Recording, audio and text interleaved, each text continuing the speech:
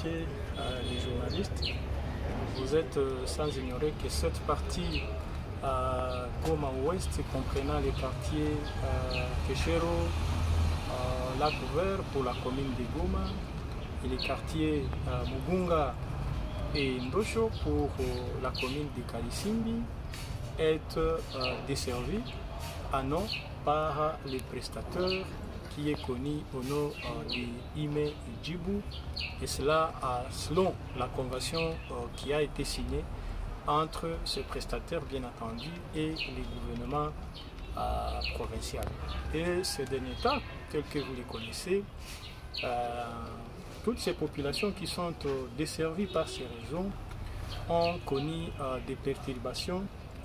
dans la desserte en eau potable, mais cela a des raisons. Vous êtes bien entendu sans ignorer, excusez-moi les termes, que pour faire des omelettes, on doit en fait casser les œufs. Ou autrement dit, quand il y a des gros travaux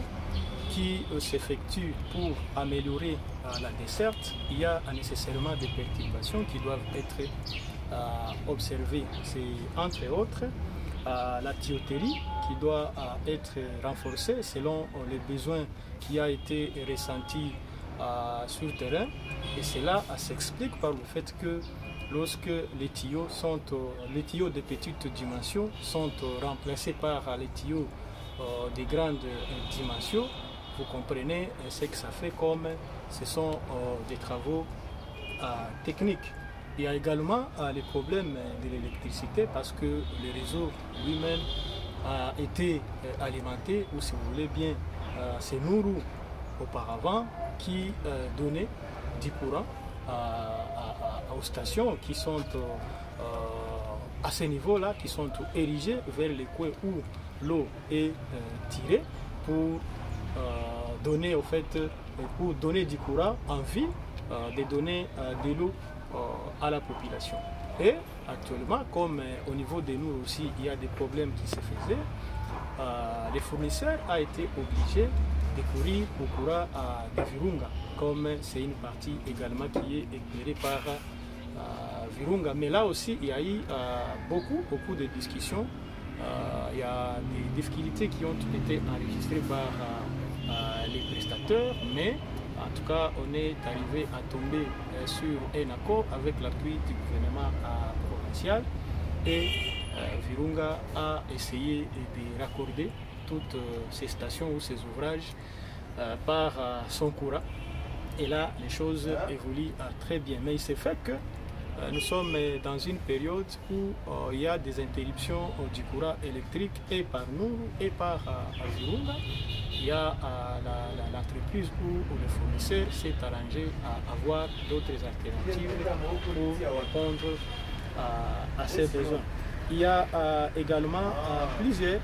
problèmes, comme vous êtes sans ignorer. Il y a la tuyauterie qui parfois est brûlée par les riverains, parce qu'il y a les gens animés de mauvaise foi qui se livrent à brûler les tuyaux, ne sachant pas que ces tuyaux leur donnent de l'eau. Il y a de quoi d'ailleurs demander à travers vos micros à la population de pouvoir garder ces ouvrages en bon père des familles, parce que ce sont les ouvrages à partir duquel on arrive à avoir de l'eau dans cette partie telle que vous êtes sans ignorer. Donc voilà un peu les raisons qui peuvent expliquer cette interruption de l'eau ou de la fourniture de l'eau au niveau de cette partie. D'ailleurs, nous avons essayé de participer ou d'organiser au fait un dialogue communautaire avec toutes les parties prenantes, notamment les prestataires et les leaders communautaires, pour que nous tous nous puissions avoir des informations fiables qui nous permettent finalement d'éclairer la lanterne de la communauté, parce qu'on a toujours dit que les peuples périssent par manque de connaissances. Et ce sont les efforts qui ont été fournis par les prestataires, parce qu'il s'agissait en fait de certaines lacunes qui gagnaient les esprits dans les chefs de la population, et là il fallait les laver pour pouvoir continuer sur la bonne voie, parce qu'il y a même certaines bouches qui disaient que il y a quelques cas de noyades qui ont été enregistrés, mais c'était pas de la réalité. Vous allez comprendre que la plupart de ceux qui se sont fait noyer dans les lacs ne sont pas les habitants de toutes ces parties-là que je viens de citer. Mais ils sont des quartiers, des autres quartiers, parce qu'ils viennent vers les lacs, ils viennent nager, et quand ils viennent vers là, ils ne savent pas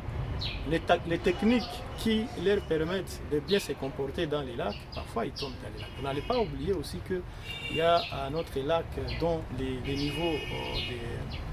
des gaz a essayé un peu de monter, et souvent certaines personnes sont retenues dans les lacs par les gaz méthane, comme vous allez les comprendre. Sinon, les interruptions que l'on peut connaître, ils ne durent pas très longtemps, mais vous allez comprendre qu'il y a seulement les gens qui veulent enflammer ou embrayer la toile en disant que non, les activités des noyades sont dues par le fait qu'il y a ceci et cela. Mais nous avons mené des recherches, non seulement nous seulement, mais aussi avec certaines autorités avec qui nous avons échangé sur cette question pour bien identifier les problèmes qui fait qu'il y ait beaucoup de cas de noyades. Nous avons retrouvé que la plupart des cas ont été enregistrés par le fait que, ou pour des raisons dont je viens d'évoquer tantôt.